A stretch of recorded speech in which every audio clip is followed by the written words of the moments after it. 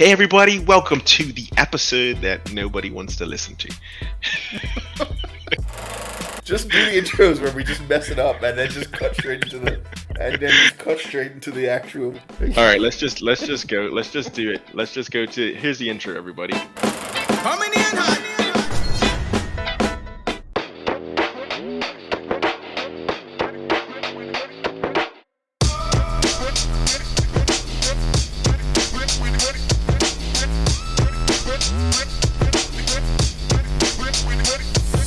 How you doing, What's man? going on, Fo? I'm good. I'm good, man. Good. Everything. How are you? I miss doing these. I'm Yeah. feeling good. I'm feeling good because we've had a bit of a summer break. We've had the Arsenal United game out of our system. I honestly think that the call by the referee with the foul on Odegaard. One is a foul. The issue that I have with it is that the ref was, 5 feet away from it. He should have been able to call that live. There shouldn't have been a need for VAR. He should have called that when it happened. Anyways, we didn't win 1-0. We won 3-1. So I don't really think that one call makes that much of a difference, right? Like I said, it changes the whole tone of the game. And so it's hard to say what would happen next if that goal would have stood. I think. Well, it's not that hard. We scored 3 Arsenal- goals and you scored 1. So it's not too hard. You scored 3 goals after we had a goal disallowed. Okay, so it would have been 3-2. All right, whatever. It would have been 3-2. It's not that simple. Anyway, how have you liked the start to the season, Fub? I've liked it. I mean, so preseason was great for us. We didn't get any points for it, but Jesus has been a great add. We also have, I think, a good young group of players that can win the league, and I'm gonna say that even though I know the Arsenal team do listen, especially Arteta listens to our show. So I don't want to put another water bet coming on. I don't want to put any undue pressure on him. Well, I mean, when you have the start that we did, we had a really good start, with the exception of the bad call by the referee in the United game. We had a great start. I'm not even going to challenge you, Fub, but anytime you want to discuss about why Arsenal is not going to win the league this year, more than happy. I did not put a bet on Arsenal to win the league. That's the reason why they're going to win. If I would have bet that Arsenal would win the league, they wouldn't. But because I didn't, then they could. I think a certain blonde, tall giraffe that plays for Man City is going to have a lot to say about who wins the league this year. And speaking of him, we talk about him in our interview with the winner from August. Yes. And we might as well head over to chat with Jonathan now. Hey, welcome, Jonathan. Congratulations. You did a great job. You really did. You won August. Congratulations, man. Congratulations, Jonathan. Congratulations. Well done. It was tight, man. It was tight at the top. All of August was tight up there. The official scoreboard here just showing Jonathan was 369 for August, and that was enough to give him the title. Just give a little scroll down, Fub. Just Let me see it. We go down a bit. Just a little bit. So you're not on the screen yet? Maybe a little bit more. Should I go a little faster? Yeah, just a little bit faster. I can't remember. I was up there for a while. I think I ended up 12th or something, or 14th or something like this. Better. There we go. Hey, better than last year. Yeah. It's always nice to get off to a good start in the fantasy. So can you just tell us a little bit about how you found the competition? How did you kind of get settled in with our league, and anything in particular that kind of was different for you this time around? Yeah, so it was a bit last minute actually, kind of deciding to join. I was in two minds. I played fantasy a few times and in different money leagues, and always kind of ended up losing money, and I was in two minds about joining this time, and then actually just, I think it was maybe a day before the deadline, I was like, okay, let's go for it. There's a couple of other people nearby me in the office who were doing it, so I thought it'd be a good banter. I had no expectations going in. So pulled together the side in a couple of hours, and maybe that's the way to do it, Yeah. Don't overthink about it. That's Hey, I mean, you've gotten off to a flying start. All that, the worries about the money are over already. So Exactly.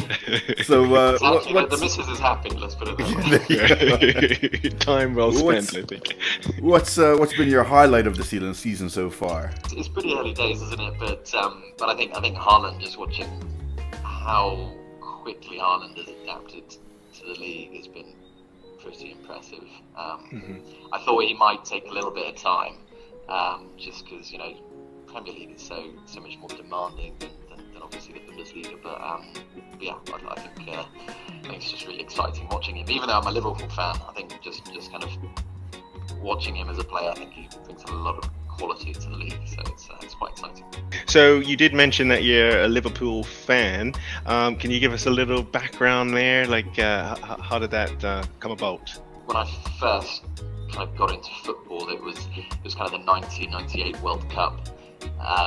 So kind of the England team at the time obviously had Michael Owen in, and that was when he broke onto the scene. He scored that famous goal against Argentina, and that was kind of, I guess, just from that I just kind of started following Liverpool, and then we had a pretty good season in 2001 where we won the treble under Houllier, and I think I kind of, from that point I was kind of totally hooked on Liverpool.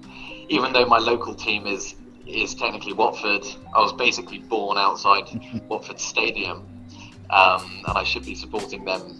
But when I was growing up, they weren't particularly good, and not a particularly exciting team to follow. So some fun questions.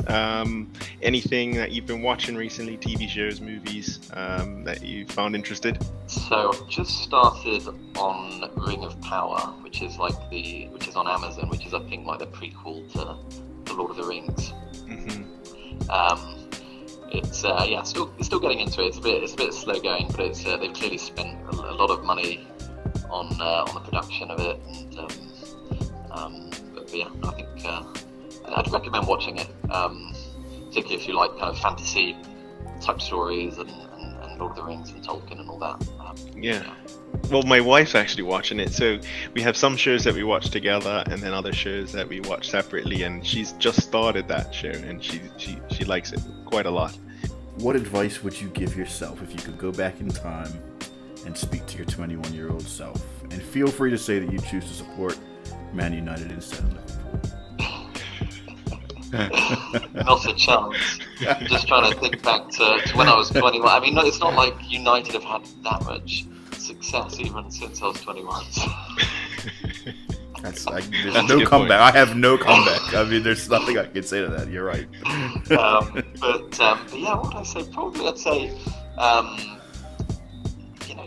don't be afraid to take too many risks, particularly when you're young, and try to kind of enjoy life a bit more, and when you're young, I think you can make a few more mistakes, and you don't have to worry too much about the downside, because there's plenty of time to make up for things, whether that be kind of investing, or whether that be just kind of from a career perspective, putting yourself out there a bit more. Or I guess for me, in hindsight, I probably would have left the UK a bit earlier, moved out of London a bit earlier, and because since we moved abroad, I'm absolutely loving it. So we were in Singapore for a few years, and then been in Bermuda now for just about 4 months.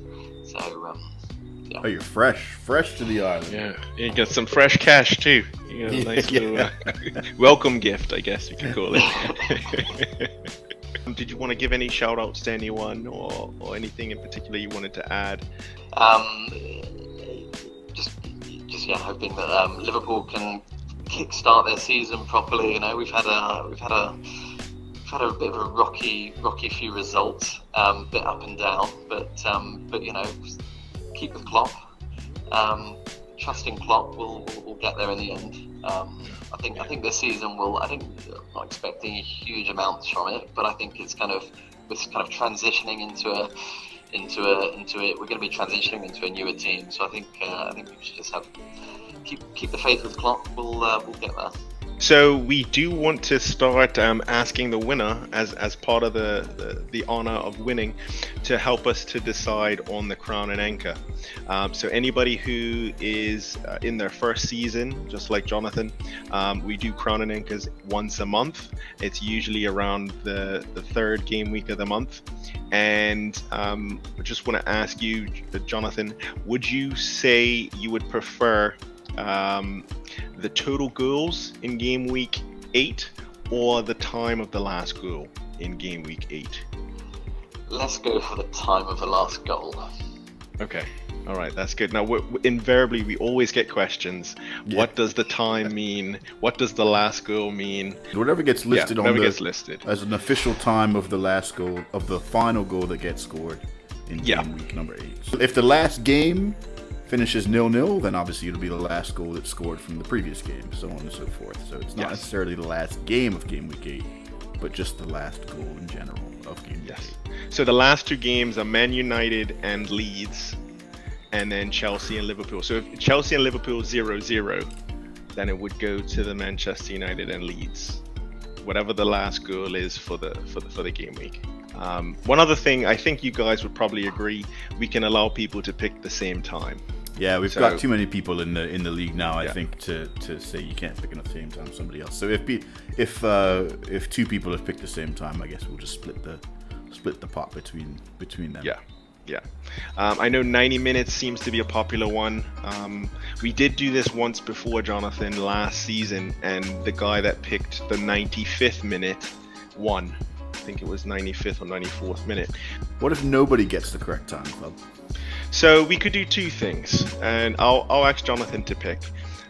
We can either say we roll it over to next month, so the October prize will be twice as fat, twice as big, or we can give it to the closest person without going over, or closest persons either on the underneath or closest persons above.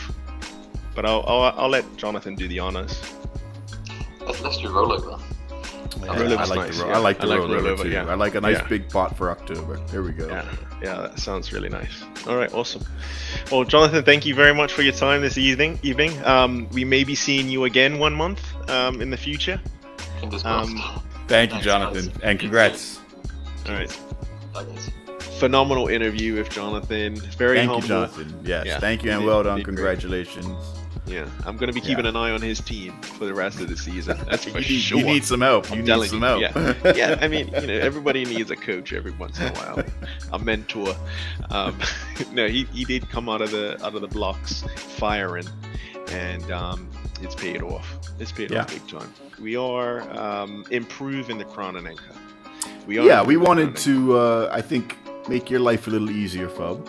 Thank you. And clean up the organization and how the crown and anchor, how you submit your input, how you submit your answer for the crown and anchor. So what's going to happen from now on is, instead of putting your answer in the WhatsApp group chat like we've been doing, we will instead have you submit your answer via a form online. So essentially what will happen is, every single month we'll record one of these podcasts. The link to the form will be in the video description of these videos on YouTube.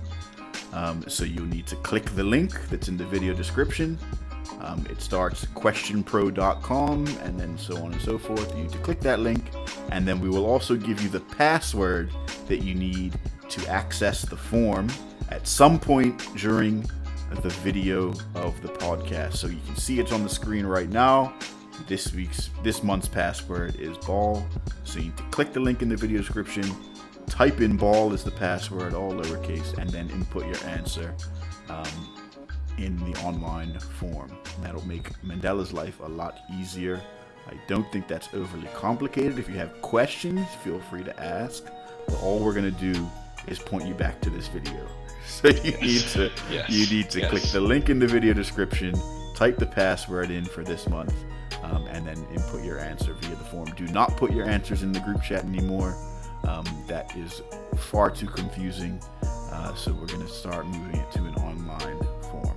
Yes, and the reason why we don't want to Explain the Crown and Anchor in the WhatsApp chat is because we want to continue making these lovely, exciting, funny videos for you, and to help improve the results for the YouTube algorithm, we need as many views as possible.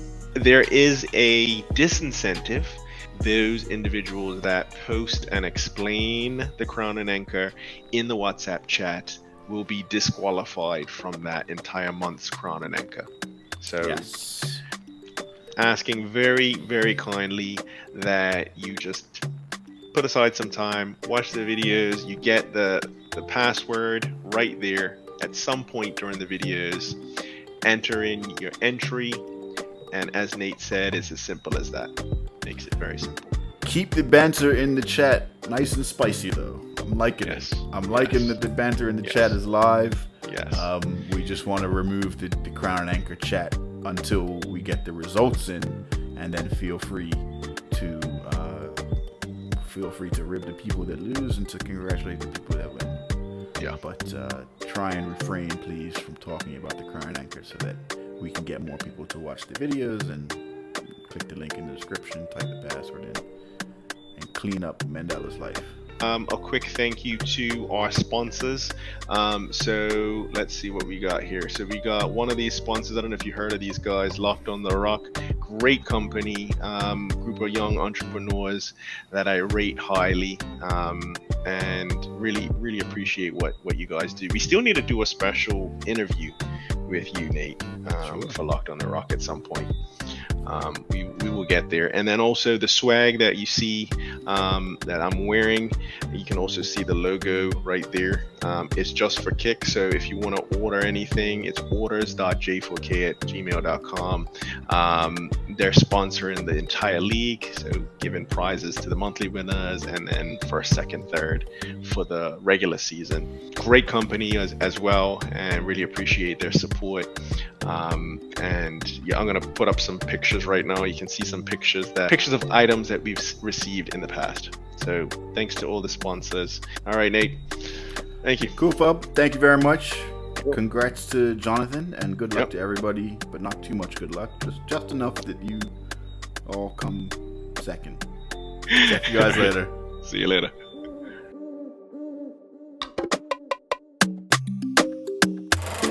All right, 3, 2, 1. Hey everybody, welcome to episode 1 of the 2022-2023 season of the EPL Wizards. This is most likely going to be our last season, so we're going to make it the best. I got Nate backstage right now. He's having some dark and stormy or some rum swizzle. We also have an interview with Jonathan Haines, our first winner for the month. He's been in Bermuda for 4 months, and he already has his welcome gift from the EPL Wizards. I splashed water in my face. I think that's probably karma. I cannot believe you said that you think Arsenal's gonna win the league. What? I honestly, I was gonna. What do you? Well, should I cut that part out? No, you're welcome to keep Well, it we in. were undefeated. We were undefeated for the first 5 games. You played a Crystal Palace team that had no preseason with their first 11. You played Fulham. Who else did you play? Bournemouth, who got cut 9-0 by a Liverpool team that can't play right now. And then as soon as you played a half-decent team, you lost 3-1. I don't understand. I don't understand. And I will say, I'm gonna say it as best I can. Jonathan was the only person to say yes and then no and then yes. I am glad that you did the league. It's been a pleasure having you on board, and I also am glad that the previous leagues that you've been in have now been paid for and covered. With our prize money. I think that's what you were. I think that's right. That's right. Yeah. And I think I'm even slightly up, to be honest, because the previous leagues that I were in were only a $50 buy-in, I think. So Glad we could help pay your debts. That's fantastic. Part of being a sports fan is getting overly excited, irrationally excited about your team. That's the whole point. Why else do we do this? Although if this isn't what being a sports fan's about, then what is it about? It's stupid. Being a sports fan is stupid. We sit here and root for people that we don't know at a place that we don't go. It's stupid when you think about it. Like, being a sports fan is very irrational. And so if you can't get overexcited about when your team is doing well or a player that's doing well. What's the point in all this? So I'm all for Arsenal fans getting irrationally excited about their team.